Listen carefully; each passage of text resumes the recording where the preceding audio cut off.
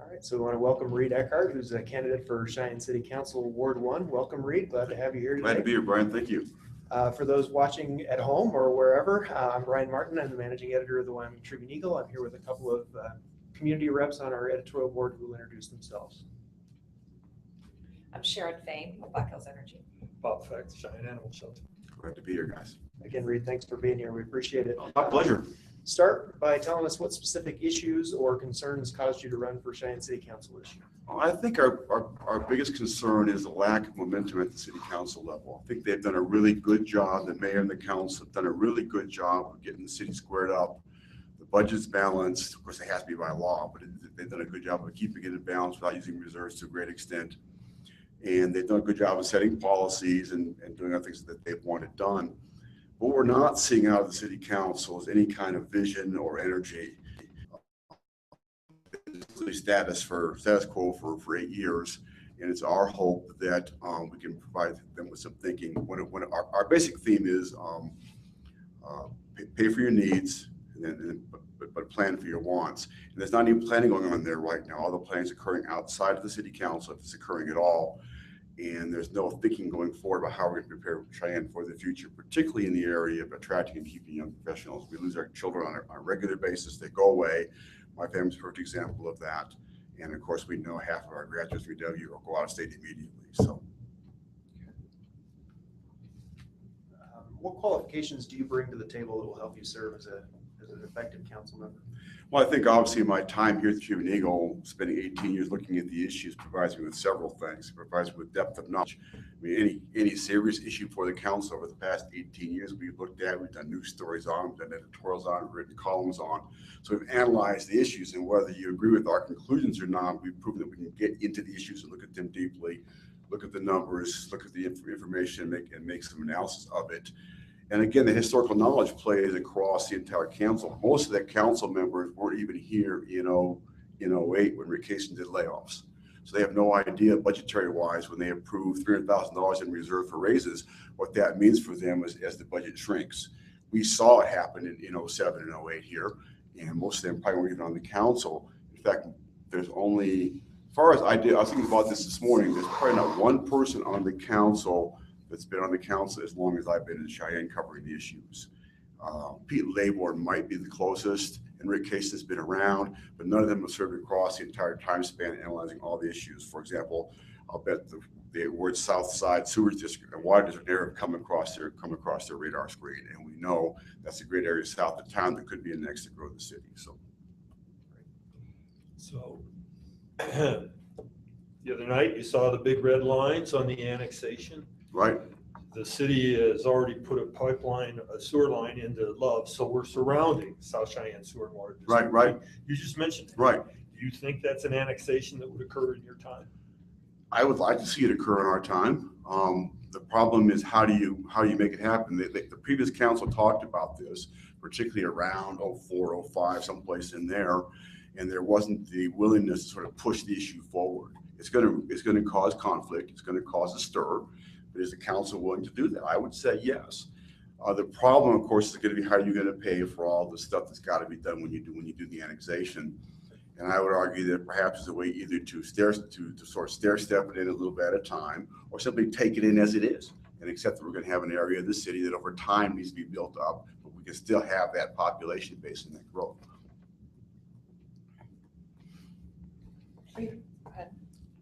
No, that is a highly and densely populated area. Yes, it is. There are services that the city would struggle to provide. It would take time, Bob. Like I said, I don't know that the city could immediately put together the millions of dollars that it would take to provide them over time, the sewer, the alley, the curbs, the gutters, all that it would take. But I think you could still bring them in and put together a plan. I mean, we talk about planning for your wants. The city doesn't do any kind of planning. Simply, right now, we're simply saying we can't do it. We don't have the money, so we're not going to even think about it. Well, why not think about it? Put together a plan. Say, okay, in year one we're going to do this. In year two we're going to do that. Or when the money comes available, we'll begin to do that. None of this is going on over there right now. Think about Belvoir, for example. No one's talking about where do we go with Belvoir. It's not. So I think you could put together a plan for that district there. You could bring it in over time, slowly but surely. Perhaps stretch or manipulate the laws in ways that would be effective for everybody and move it forward. Reed, what do you believe is the biggest challenge facing the city? If you could give several examples. I think the biggest challenge right now is going to be the budget. And I was shocked when I saw Rick Cason's budget, that was basically status quo, no changes in staffing. In fact, he even added 2 people staffing wise. There was no effort to cut the budget or trim it outside of the trims that came because he didn't have enough state money. That was surprising to me. Cities and towns all around us are making cuts. We know the Casper laid off people already in advance of what's going to be happening from the state. That's going to be a challenge, and no one's making a plan. No one's got a plan in place. No one's even thinking about a plan. They turned down a budget footnote the other night that would have required the mayor to put a plan together. And I'm hoping that one of the other council members, maybe Dickie Shaner, whose footnote it was, will bring a resolution forward requiring the mayor to put together a plan, because there is no plan in place there right now. And that did surprise me. I thought they would have at least been thinking about where they're going to go. Of course, that will cause problems with what we're talking about in terms of taking care of our wants. And that's why we say take care of our needs, but plan for our wants. Just think about what we want to do downtown, what we do with Belvoir. Put plans in place, opportunities arise, you can take them. That's probably the biggest challenge facing the city right now. I think the second one, obviously, is downtown. We've got to have a thriving downtown. And we talk a lot about it again in our Think Big campaign. We've got to get that hole filled. Let's stop pretending we can move the Children's Museum and solve the problem some other way. There isn't any other way available to us right now. We're going to go 15 more years without the hole filled, really? I don't think so. So let's get moving on it. Let's get the walkway in place. Let's get the Hines developed. Let's do things like figure out ways to handle the buildings that are falling apart down there. We can do this if we're smart, and that's probably the second biggest challenge outside of the budget. You mentioned the budget. Currently, as many of us know, it's sort of a top-down approach with very little collaboration with the city council. Do you think that should continue? What are your thoughts on how you would make suggestions? Or no, yeah, I think the budget process is horrible. I watched it again this year. He brings the budget to them, and they get to twiddle with it a little bit, but that point's pretty much in place. There should be a whole series of hearings at the front end.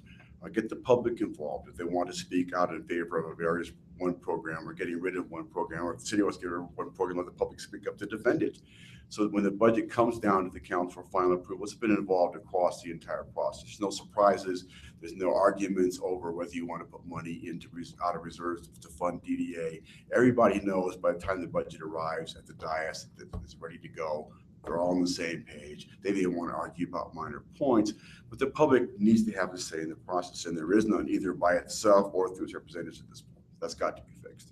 I believe, and don't hold me to it, but during the Spiker administration, there were budget hearings department by department. Bob might know, department by department, where they actually would bring the department budget in to the council, and they would actually talk to them about each departmental budget. Why not? Where'd those go? Clearly, Mayor Cason doesn't believe in that process. I think it's a mistake. Reed, can you describe your vision for Cheyenne? Yeah, I think we talk a lot about it in terms of, again, with our Think Big, our roadmap to a better Cheyenne. I would like to see Cheyenne begin to think about itself in a much bigger and energetic way.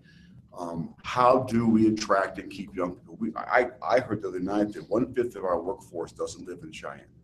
That surprised me. I mean, I do know we have about 3,000 young people every day who saddle up in their cars, so to speak, and go home to work, go home to live in Fort Collins, Loveland, Longmont, and while they work here. I noticed this morning that Dale Steenberger was talking about the fact that people who work at the base have to live in Fort Collins. I'm not sure they have to live in Fort Collins. I think they choose to live in Fort Collins. They're young people. They know they can live 45 miles away and have many, many more amenities in Fort Collins than they can find in Cheyenne. If I were a single guy or a single gal at the air base, why would I live in Cheyenne when I could live in Fort Collins?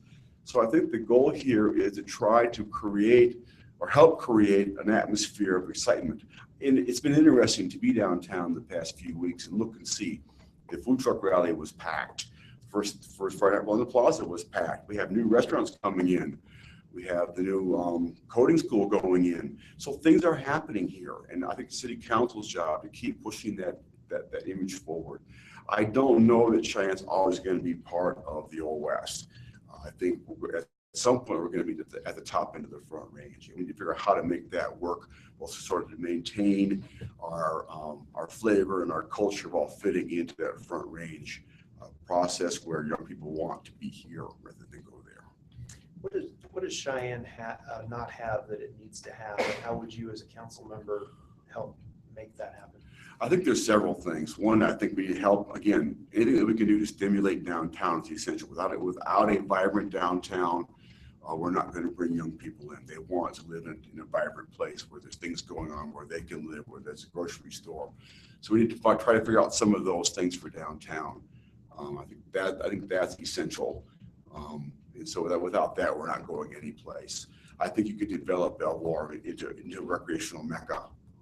People from here go down to Fort Collins or Estes Park or wherever to hike in the mountains. Can you imagine people coming up from Fort Collins or Longmont to hike on the Belvoir or to hike around the Big Hole? Right now, they can't do that. I think that'd be a great attraction to get people up here. And I do think we need to work on our attitudes in our culture. I don't know how we do that, but we can't keep speaking the words that we speak, acting the way that we act to expect young people to want to be here, whether it's the anti-bicycle people or the coal rollers who blow smoke on people who are running in the park. And then the things that are said and the way that they're said, we don't want greenies here. We don't want, bring your money and go home. That kind of conversation needs to be changed. We need to become a more welcoming culture. And how you create that, I'm not sure, except to talk about things and continue to talk about things in ways that are positive rather than negative. You mentioned the Belvoir could be a recreational mecca. Where do you get the money to do that? That's always, see, Bob, that's one of the problems that we get to. You go talk to the city council or the mayor and you say, well, let's work on Belvoir. And their first answer is, oh, we can't do anything. We don't have any money. Well, everybody knows we don't have any money. That doesn't mean you can't put plans in place. Let's put together a plan. We know there's a plan up on a shelf someplace for Belvoir. Why can't we pull it down, put together a set of action plans, prioritize the action plan? If there's opportunities arise, begin to build out. I know you're working on trying to get the West End open. That makes perfect sense. Let's get the West End open. The people of Cheyenne have a right to get on their ranch. They own the ranch. They should be able to step on there and hike on there and drive around there if they want to. It's their ranch. And right now they can't. So why not do the West End first? One thing we talk about again in our platform is let's go ahead and get that done. Let's pull the money out of reserves. We can pull the money out of reserves for downtown. Let's do it for the Belvoir. Let's get that roadway built. Let's get that West End open. That's a start. And let's begin to prioritize what do we want to do next. We want to build hiking trails. What do we want to do? Put those in place. Put a price on them. And as opportunities arise, there may be federal grants, state grants, maybe reserves, maybe the economy turns around and we find it gets more development in East Cheyenne, East Laramie County.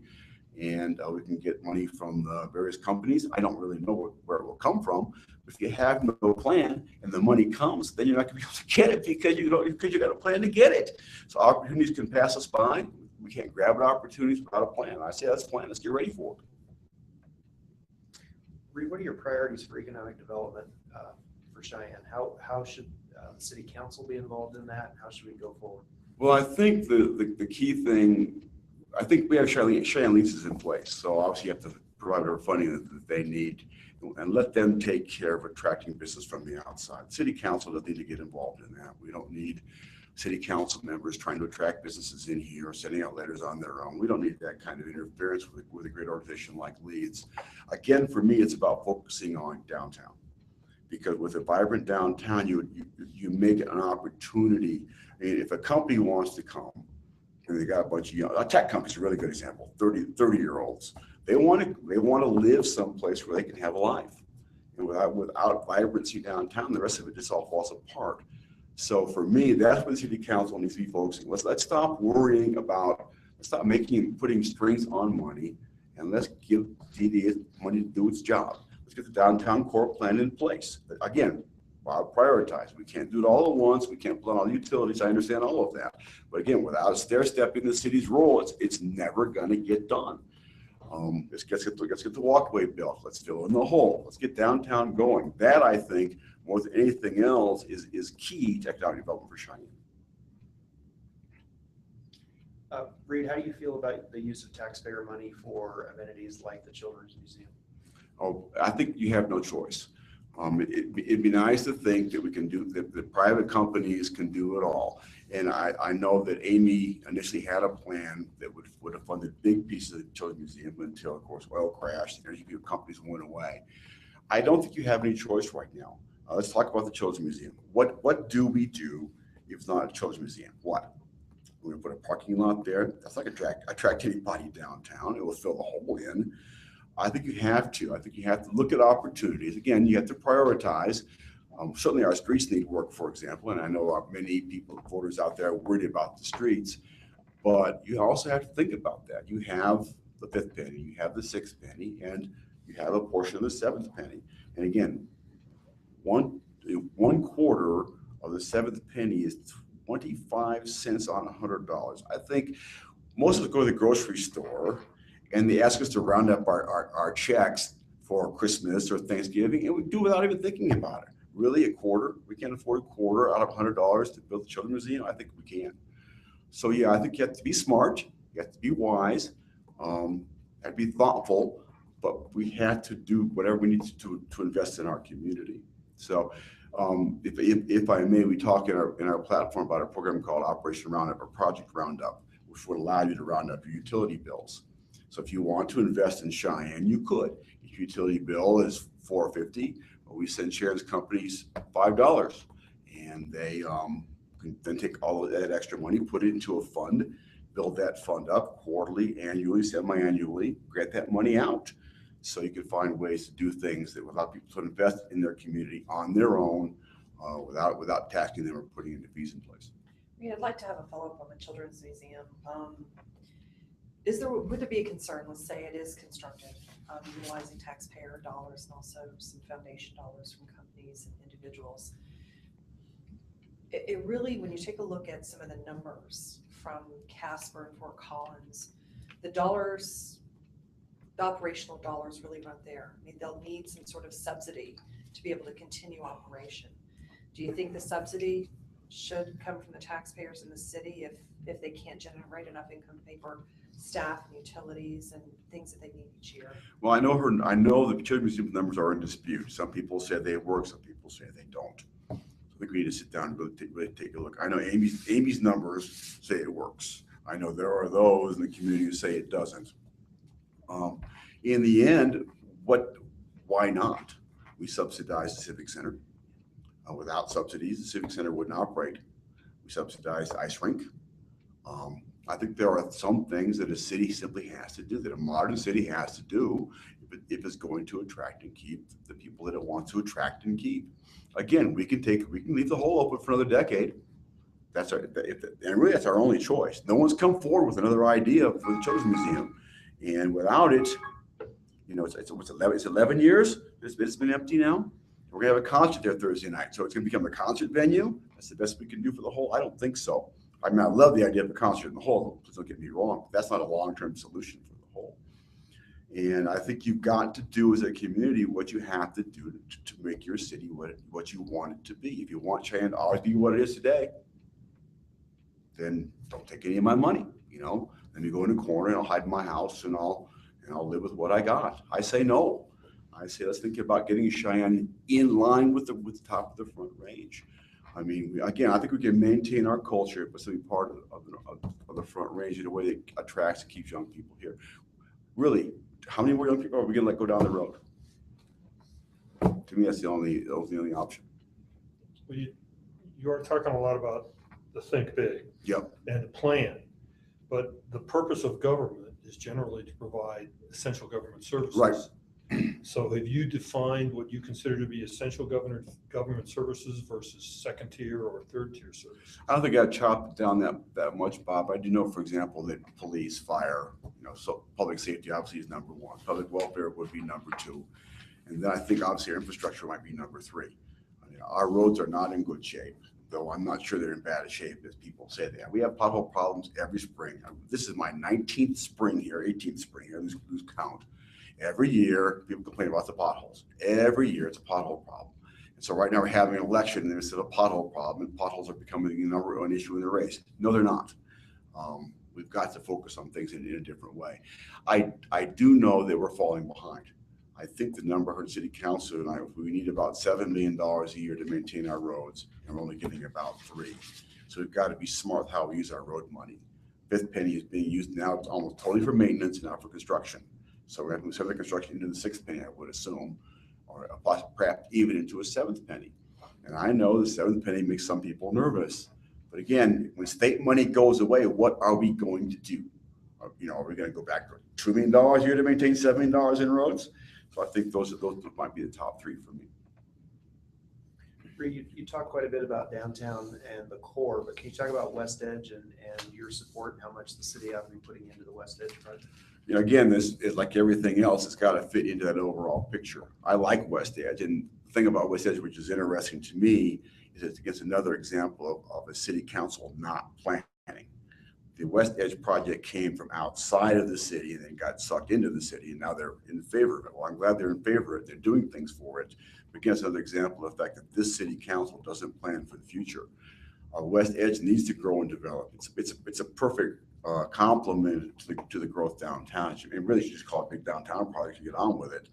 But again, you've got to prioritize what you want to do first. And again, the flood structure across from City Hall is a perfect example. They planned for it, the money became available, away we go. So, but you have to have a plan in place, and West Edge is a plan in place with actionable steps. We do the same thing for downtown, for Belvoir, for whatever else we want to do, and then we get there. So you're sitting down today to set your priorities for the next sixth penny ballot. What are your personal priorities, and can you rank them? What should be first? What's your top priority for sixth penny? Let me turn it on its head first, Brian, and say one thing that's not on my sixth penny list is expanding the cemetery. I think that's a ludicrous idea that needs to go away. We have a city cemetery right now that's not paying for itself. We are subsidizing, the city budget is subsidizing every burial that occurs out at the city cemetery. Our tax dollars are paying for people to bury in the cemetery. Now they say, oh, well, if we have more cemetery, we'll solve that problem. No, you won't. We're going to be subsidizing burials. That makes no sense to me. We have private cemeteries. Let the private owners take care of their cemeteries, and let's move on. We have to take care of the old cemeteries, which we didn't take care of very well in terms of getting money out of people. But let's not continue the process outward. Let's get that off the ballot. Obviously, for me, the Children's Museum, if the Children's Museum doesn't make it through a tax, then we need to get on the sixth penny ballot. I think we need to at least talk about either a recreation center or some kind of field house. Rec center is probably too big right now. We just renovated the pool. So why don't we have a field house of some kind for basketball and indoor soccer and the things that occur here during the winter. We have a long winter season, and those of us who like to recreate have a hard time sometimes doing that during the winter. We have private gyms. I understand that. We can get in that debate another time. Those are probably my top two things on my list. I don't have a lot of other items that really sing to me right now. I know the county wants to grow the fire station Archer. Fine, that makes sense to me. So, but I think those are probably my top two. Reed, I'd like to follow up on the West Edge and also the downtown core program that's working right now.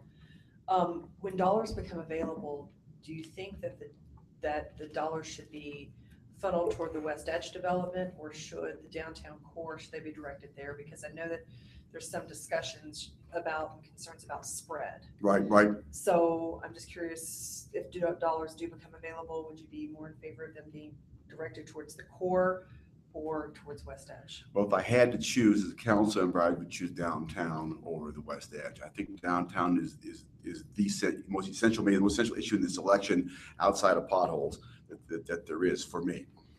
Again, it is for two reasons. One, of course, I'm running for city council in Ward 1, and downtown ties the south end and the north end of Ward 1 together. It is the glue that holds both ends of the ward together. It creates jobs for both north and south of Ward 1. But more importantly, again, it's going to be the heartbeat of Cheyenne. Without a vibrant successful downtown, West Edge is going to be meaningless because you're not going to get the young people here to use the amenities in West Edge. And I love the idea of West Edge. I love that someone's going to hopefully get something in this theme plant out here before long. But I think without a vibrant downtown, West Edge doesn't really go. It doesn't make any sense. So I would focus on downtown. Reed, where do you stand on the anti-discrimination ordinance? Is it something that Cheyenne needs? And if so, what should it look like? I definitely am in favor of the anti-bias ordinance. I'm not sure I'm in favor of it as it's currently being proposed. I gave it a quick read. I probably should give it a more quick read. I'm really concerned about the criminal penalties that are contained in it. I don't think, for one thing, it'll never pass city council with criminal penalties in it. So we favor the ordinance with civil penalties. But the process is somewhat concerning. They're going to have some sort of person to decide. I think it's the mayor decides whether to have a hearing and the whole bit. The process is a little clunky, but I do favor the concept. I think if nothing else, it sends a message that Cheyenne is open to people that we want to have here. I think by continuing to pretend that we don't do anything, that we're sending a message that we don't want certain kinds of people here, and that's not my certain kinds of people. That's how it's phrased. I think, but beyond that, I know some business owners are concerned about the fact that, they don't want, this is a typical example of a wedding shop owner who doesn't want to serve a gay couple. He or she gets a license from the city to do business. And that's to do business without discriminating. Not like I get a license because I can only want to serve Christian customers or Muslim customers or gay customers or non-gay customers. I serve all customers. This was settled decades ago in the South. You can't discriminate against people, period. Let's get past the idea that because I believe differently than you, I can discriminate against you. That sends a really wrong message. And I think I'm concerned about the argument that will occur at City Hall or on the City Council if the ordinance is introduced, what people say and how they say it. Because all those words are hurtful and they send the wrong message out. So hopefully if it does get before the council, I know Ms. Williams is considering introducing it, that people can be civil. They can talk to one another in ways that they don't necessarily speak bad things to those who are on the outside. Just a couple more minutes, Bob. I know you have a question about Okay. United Way and nonprofits. Yeah, I want to keep following up on this one, but that a fair amount of money goes from the general fund and from Fifth Penny to nonprofits through the United Way. Are you familiar with the process and what do you think of that? I think the city has a responsibility to take care of its people. Someone asked me about, maybe it was at my TV interview, they asked me about the homeless. How do you take care of the homeless? Well, even the phrase take care concerns me. I think we have a responsibility to help the people who live here who need help. I don't think it's asking too much for the small percentage of money of the Fifth Penny that is used to help in that way, whether it's for homeless people or other people who are in need. I think that says good things about Cheyenne. I think it says good things about how we think about ourselves and those who live here. We can talk about the homeless as an example. They are part of us. They're human beings just like us. And they have rights just like us. And oftentimes all it takes for many of them is one little push up the ladder and they're out. So why can't we think about programs and ways that help people find their way out and up the economic ladder rather than simply just worry about taking care of them in some way, keeping them away from us because they're different than us. There are many people who are different than us. Maybe it's time we think about them as part of us rather than separate from us. So unfortunately, we are out of time, but I wanted to see if there was anything else that we didn't cover that you wanted to address really quickly. Well, again, I think I would like to mention again is our idea of Operation Roundup, which I think was introduced a number of years ago, actually by my wife to the city when she left the governor's mansion.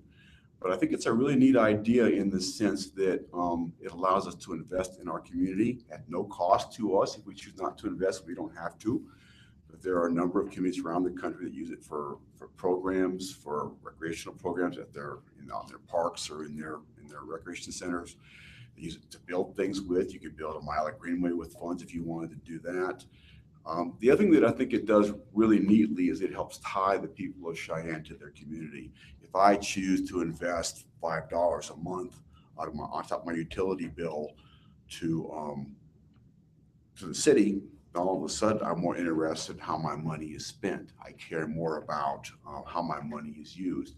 And suddenly, maybe I care more about how all my money is being used in the city. And so maybe we begin to develop a relationship between the residents and the city council. The mayor hasn't been developed before. Great. Well, thank you, Reed. Thanks for your time today. So glad to be here. Thank you.